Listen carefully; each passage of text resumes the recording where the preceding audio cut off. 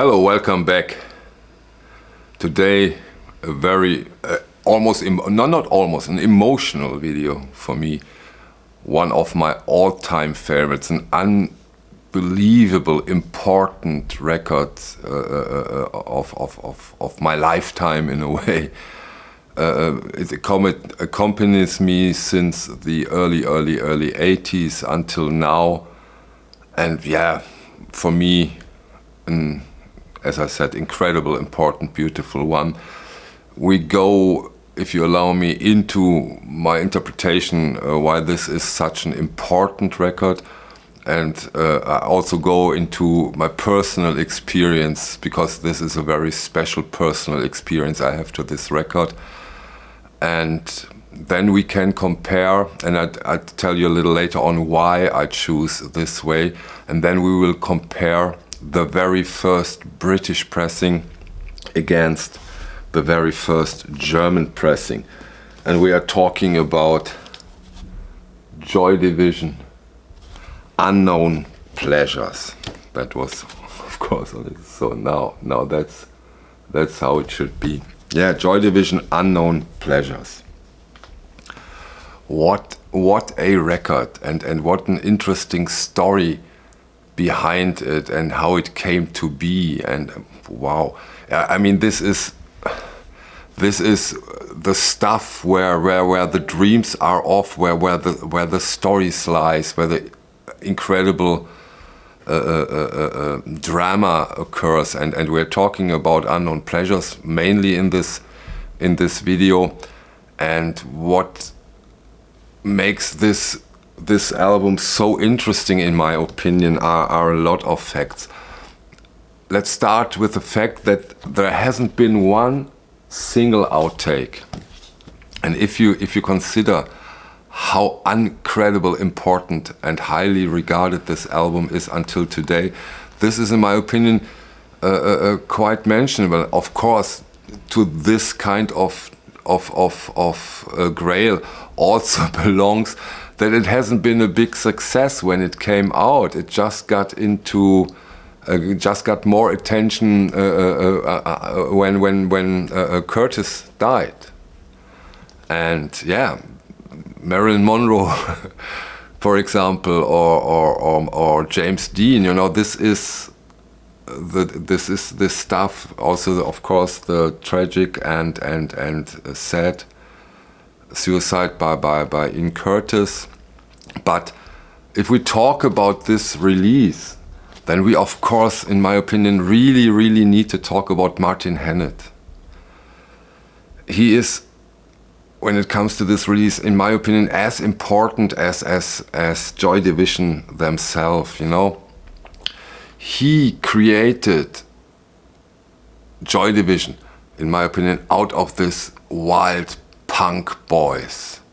In a way, he punked the punks, because before he took over in the studio, they were a loud, wild, great, cool punk band. What he then did in the studio was something special, almost a bit like the approach of Music Concrete. He made the room, the studio, a main part of the whole production, a very important part of the production. He added digital procedures. He, for example, there are guitar riffs played backwards and so much echo on the drums. This is so special, and at that time so incredible, new and different, which was, in my opinion, this really has been revolutionary. An interesting side note, Curtis and Morris immediately loved what came out of those sessions. The other two guys, yeah, what I've heard, it really took them years to embrace the outcome. And yeah, my personal contact with this album, with this, and now what I now share with you, the experience, what it meant to me and what it means to me, is not only Unknown Pleasure, it's of course the second album, Closer, and even still, you know, when I first got into contact with this music, with Joy Division, I was roughly 16, maybe even 15, and I've listened to it, and for the first time in my life, I was certain that this is the kind of music I want to get into. Of course, I listen to music, but for the first time I said, this is it. Wow, this is it. Wow, this is so cool. What is this? And then, of course, as you can imagine, 15, 16, you start to look into the world, what lies ahead of me. And you develop a certain expectation and a certain feeling, especially when you know, oh, I'm not that far away from this club scene and going out at the weekend, but I wasn't ready for it. I wasn't allowed. But listening to this idea, to this music, gave me a total idea of what I want to get into, what I want to experience when I go out there in those clubs. Of course, I was allowed to look briefly in at 9 o'clock in the evening, and then I have to go back at home, because otherwise it wouldn't have been, or it would have been forbidden by law to stay there longer. So, but what did you get at 9 o'clock in the evening when you look into a club? And I was so eager to start, and you know, then I remember, I think, yeah, that's on Closer, when Curtis sing, dance, dance, dance, dance, dance to the radio, and that's what I wanted to do. I wanted to start dancing, and you know, this was always, for the whole decade, that was the motto, that was the idea, dance, dance, not only literally, but that was the feeling of that time. And in my opinion, for me, no other band embodied this feeling, gave me this strong idea, and what to look for, what to wait for, what I wanted, than Joy Division. And of course, when I now listen to them, it always comes back. I even don't need to listen. Sometimes I just need to look at the record and say, yeah, damn, that was glorious. And of course, after Joy Division, there were a lot of bands who went into this direction and added stuff. But this, for me, at that time, nowadays, I know there have been, of course, bands before that influenced them and influenced Martin Hannett, but this was the starting point for me as getting an adult, a young adult, and getting into the world and discover the world alone, in a way, without too much help. And yeah, that's why this Joy Division album, this Unknown Pleasures, is so incredible important to me. And now, due to the shift of focus into originals, I'm quite happy that I can compare the very, very first British pressing against the first German pressing. And I think this is a more interesting approach than comparing, for example, the first British pressing against some of those reissues, because we all know the outcome, don't we? And in this case, I think it might be also extremely interesting. The very first British pressing is a difficult one to get, and hence an expensive one to get. And maybe the German one is a good alternative. But come on, let's start with the British iconic first pressing. Here is the jacket. I already showed it in the unboxing. What's here? Let's get into the inners with the round corners. And what's quite striking, I have to stand up to get my iPhone. Sorry. what's quite... You will immediately see why I did. Maybe some of you already know. Because one of the certain aspects of identifying a very first British pressing is the vinyl.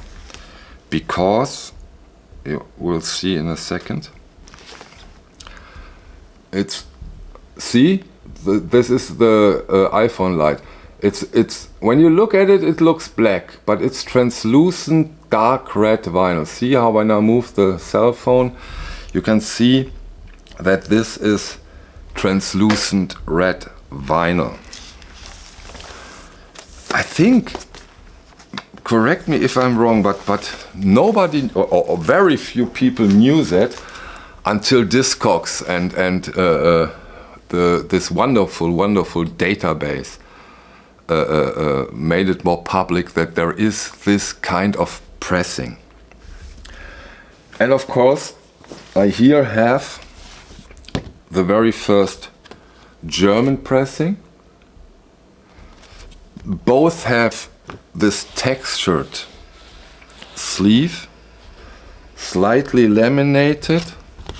This German jacket is in pristine shape. Here we have the inner sleeves, and one of the one important way of identifying a first German pressing is on the spine.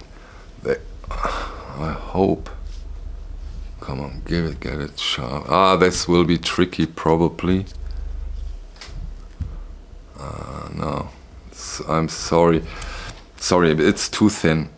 So I have to tell you. And cannot show, because it spells unknown pleasure, not unknown pleasures. So singular, it's missing an S at the spine of the record. Of course, you have the oh, it even has, wow, strange. This is the German. I've shown the British one. Yeah, no room for mistakes. But this is the inner sleeve of the German pressing. I will put the matrix numbers of these releases in the video description down below, so that you can look them up, or you can archive them, so that you have them if you are interested in those. So now let's get into the comparison of the two, because the German first pressing is way easier to get, and hence not that expensive. I've bought mine for 155 euros. It was graded as near mint, which would not work out if you used the gold mine standard, but okay, come on, I'm fine with it. It was the correct pressing, it was the correct, the jacket is fine, all good, all fine. Don't want to be too picky. So, interesting, really interesting comparison. Overall, that's important, there is not much difference.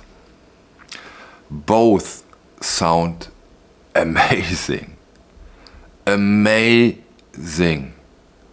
punchy, clear, fresh.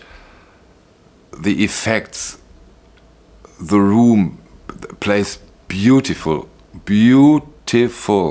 a stunning, great sounding record. Ian Curtis' voice. And let me emphasize this, thanks to Martin Hannett, we hear Ian Curtis' voice. Before he did it, you almost couldn't hear him when the guitar was also going on. It's give you goosebumps, both of those releases. There are differences, there are slight differences in the sound stage. The British one has a tiny, broader, bigger sound stage, but minimal. The German pressing has a more beautiful, more analog. Let me take this term, because we can do that here without getting into any danger, because there is no doubt. More analog mid-range. So pros on the mid-range. Otherwise, no differences that are needed to be talked about, because what you also have to consider for those records, this one is now old, 19, 20, 42 years again. It's unbelievable. A lot of criteria plays a role here, so storage and stuff like that, the snowflake thing. But what is important here is that both make the same sense, and the German pressing is easier to get into, to get by, to get one, and sounds as good. Important, of course, that you can get a good sounding record and not a thrashed up one, of course. This is the most important part. And of course, what always plays a role for some people, the higher collectability. Also, of course, due to the fact with the transparent red vinyl,